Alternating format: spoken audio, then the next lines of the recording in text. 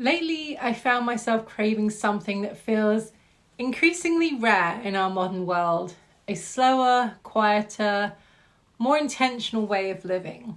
Everywhere we look, we are encouraged to consume more content, more notifications, more news, more scrolling, more productivity, more things to buy. And honestly, I'm feeling a little tired of it. So this summer, I'm experimenting with something different, an analog summer.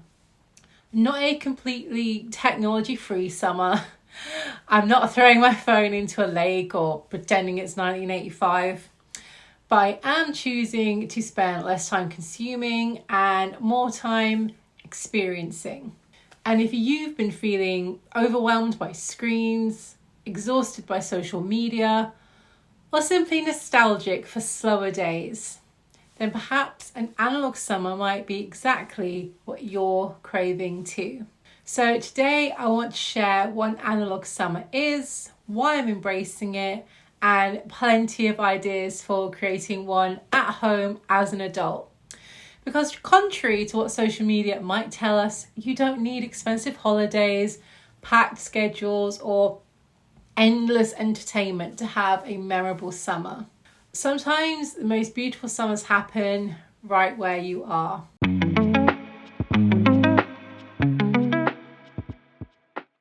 Hey, hi, hello, and welcome back to my channel. If you're new here, my name is Melanie and I write cozy nonfiction and cozy fantasy. So what is an analog summer? When I say analog summer, I don't mean rejecting technology completely. I'm not anti-technology. I love being able to work from home. I love my Kindle for reading books. I love connecting with people online. But somewhere along the way, many of us have forgotten how to simply be. An analog summer is about intentionally choosing activities that engage you in the real world rather than through a screen. It's reading an actual book instead of endlessly watching book recommendation videos. It's writing in a journal instead of documenting every thought online.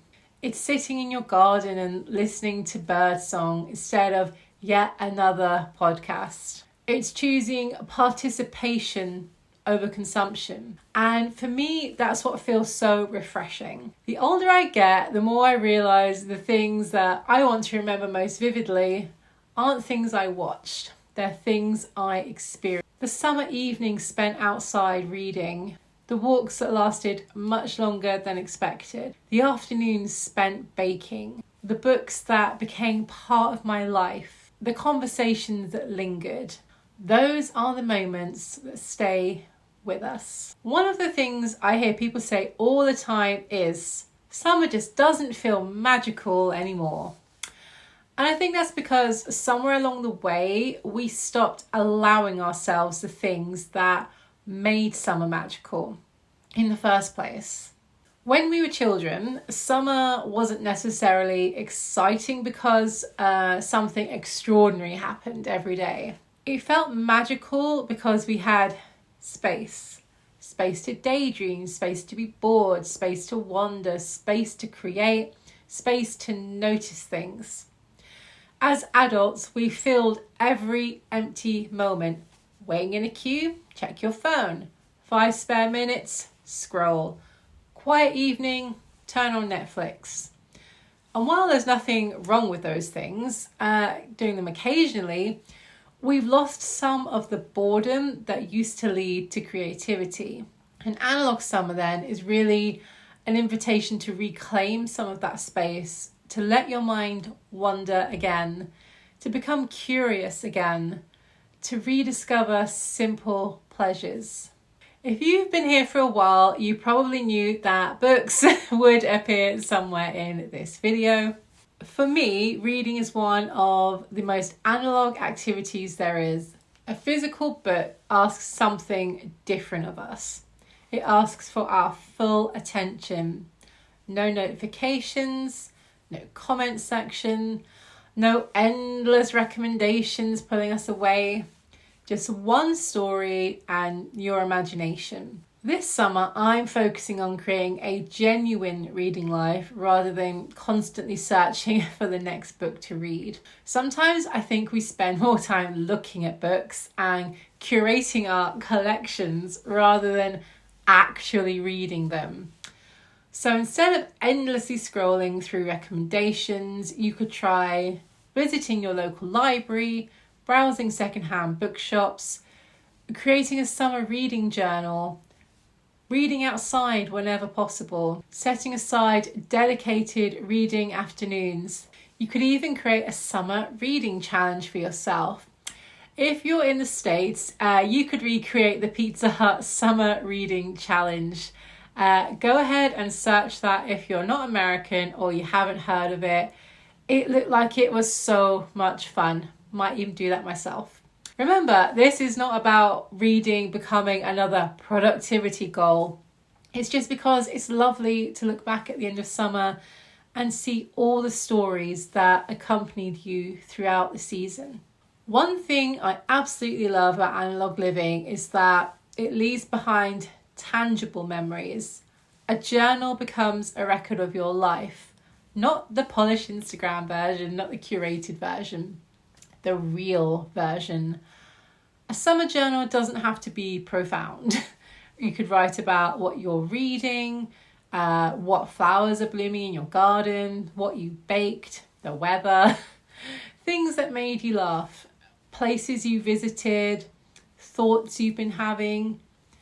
Years from now, those little details will matter far more than you realise. And there's something wonderfully grounding about writing by hand.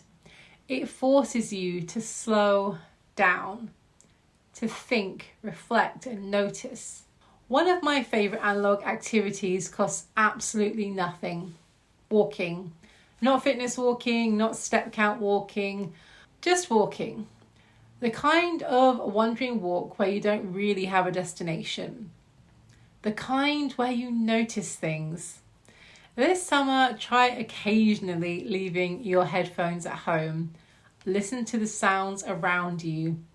Notice gardens, notice birds, notice architecture. Notice the way that light changes throughout the evening. We're often so busy documenting life that we forget to experience it. A slow walk can feel surprisingly restorative.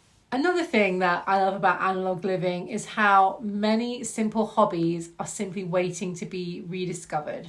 Activities that don't require an audience, activities that don't need to become side hustles, activities that exist purely for enjoyment.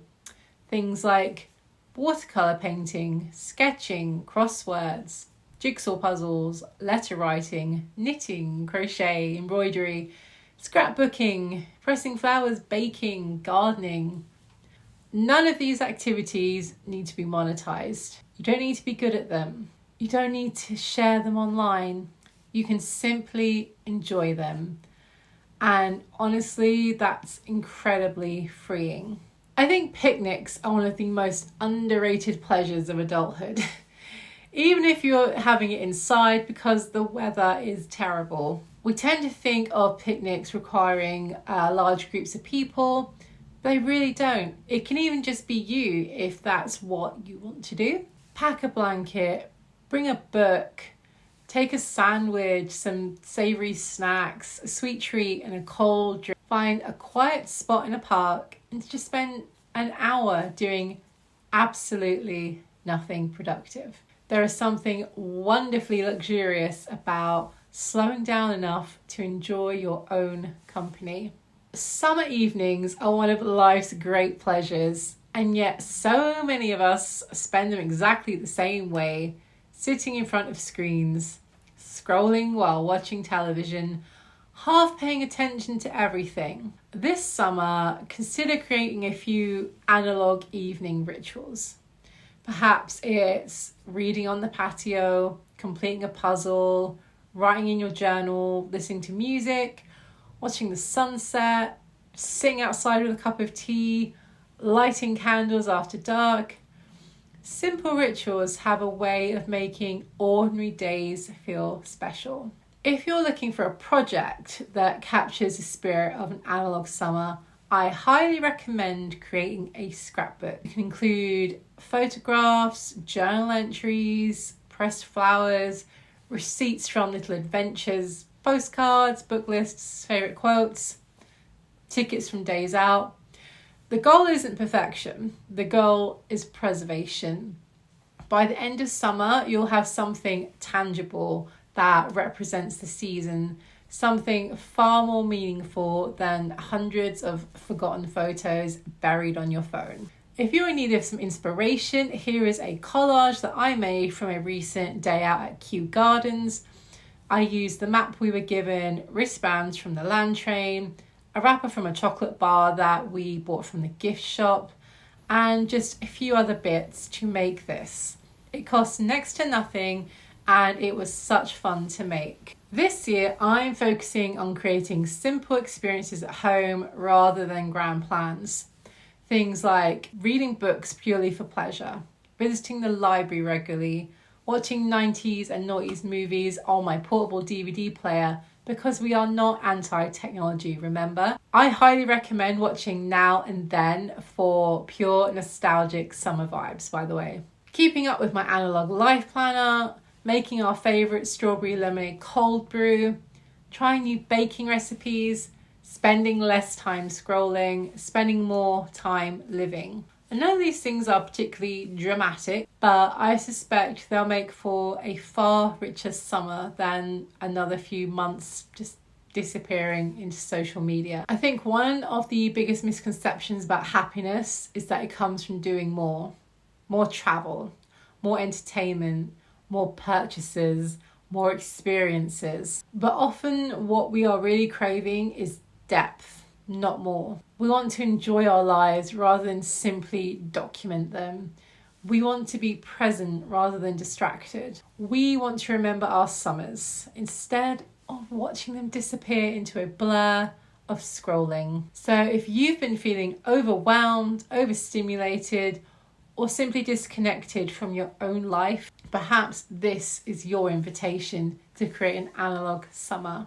Read that book, write that letter, take that walk, plant flowers, bake the cake, watch the sunset. Fill your days with small things that make you feel alive. Because years from now, I doubt that we will remember the reels we watched or the posts we like, but we will remember how a summer felt. And I think that's worth creating intentionally. Thank you so much for watching. I would love to know in the comments, what is one analog activity that you would like to do this summer?